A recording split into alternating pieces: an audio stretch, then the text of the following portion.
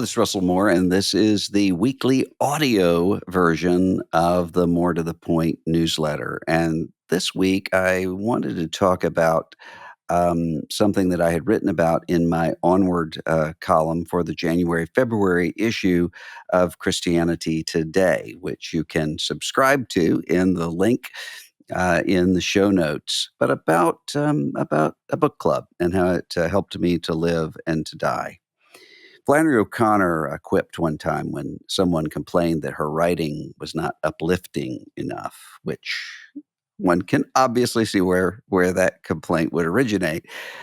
She said, "One old lady who wants her heart lifted, but you multiply her 250,000 times, and what you get is a book club." End quote. For those of you who don't know much about Flannery O'Connor, she did not mean that as a compliment. For most of my life, I probably would have taken O'Connor's side in this, as in most things, probably. Even apart from the least common denominator, sort of book of the month book clubs that she was talking about there. The word book club often connotes a grown up version of middle school kids trying to start an oral class report on Moby Dick with Herman Melville was a very, very important man. But that changed for me about 5 years ago when I joined a book club that changed my life. I was reluctant to do it because the last thing I wanted was another Zoom meeting in my life. Those Wednesday nights, though, became one of the most important ways I survived the tumultuous last several years. And at some point, I noticed that what was most important about that book club for me was not the intellectual conversations about books. As time has gone on, I've noticed that it takes us longer to get to whatever book we're discussing that week. Instead, we spend time talking through what's really happening with us. Who's thinking about changing jobs? Who's worried about a son or a daughter? Whose elderly parent is falling more these days? Whose friend is grappling with depression? Over time, one of our members and then another, and then two others grew ill with cancer. Two of them went through treatment and are doing well. Two of them, Tim Keller and Michael Gerson, died. Almost all of them logged into the book club, even from their hospital rooms, talking about Dallas Willard and Alexis de Tocqueville, while what we were all really learning from one another was how to die well. And all of us seemed to know that in days filled with medical charts and blood levels, there was something healing for them and for all of us to talk about Abraham Kuyper or Jacques Ellul. The subtext for all those conversations, even for this group of bookish, kind of cerebral types, was what we were really trying to communicate to that member in the hospital room at that moment. We love you, we're with you, and you're not alone. One day, I said to my wife, the secret of all of this is that it's not really a book club. The books are the excuse we give ourselves to make sure we're all there. In that sense, the reason I keep coming back is akin to the lonely man that songwriter Don Williams talks about, who insists about his neighborhood bar. I just come here for the music. Political scientist Robert Putnam, who wrote the famous Bowling Alone study of American loss of community, told the New York Times this year that his lament for the loss of bowling clubs is sometimes misunderstood. He said, we need those kinds of mediating institutions outside the family, outside the state, in order to build civil society. But, quote, you don't bowl to build a better community. You bowl because it's fun.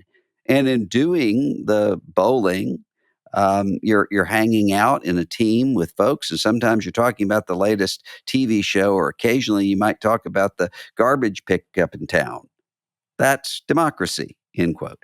In other words, we come to community not by setting out to commune, whatever that means in this context, but by coming at it sideways. In the last century, C.S. Lewis described the love of friendship as dependent on that kind of dynamic. Friendship, he said, is not mere companionship, doing the same thing together, but it starts out that way. Friendship must be about something, even if it were only an enthusiasm for dominoes or white mice. White mice. That's always fascinated me. But I could say enthusiasm for books. Quote, the companionship was between people who were doing something together, hunting, studying, painting, or what you will.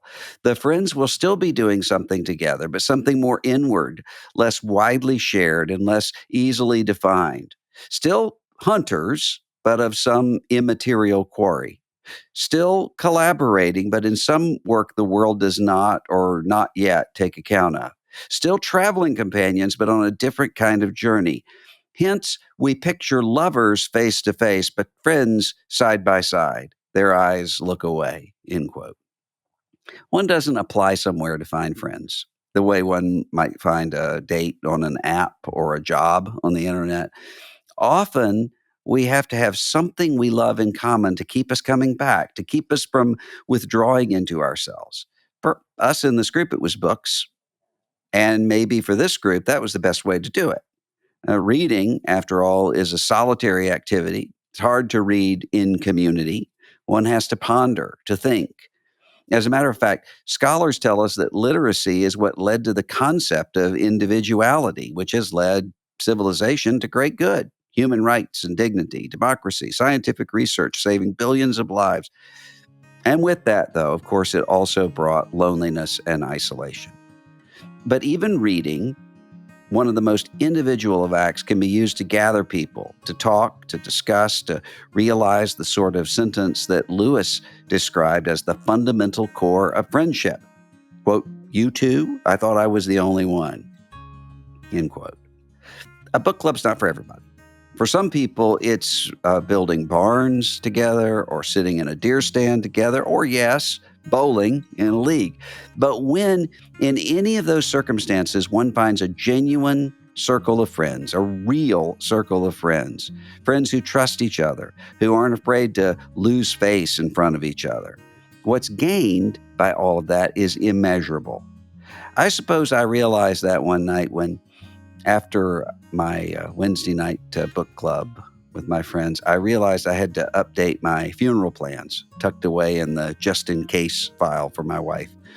A lot of people I had written down to give eulogies or to pray prayers no longer speak to me, mostly over our differing views on politics. I noticed that the people that I wanted to be sure were there included the men I gather with on Wednesday nights to talk about books. Twice before, we've gathered at a funeral for one of us, and it comforts me to know that they might gather at mine. Being a reader is not just about the mind. It's not even just about the heart. Sometimes a reader multiplied by 12 or 13 is a book club. And unlike Flannery O'Connor, I mean that as a good thing. This is Russell Moore. You can sign up for the More to the Point newsletter and sign up as a member of the work we do here at Christianity Today in the show notes. And we will see you next time on The Russell Moore Show.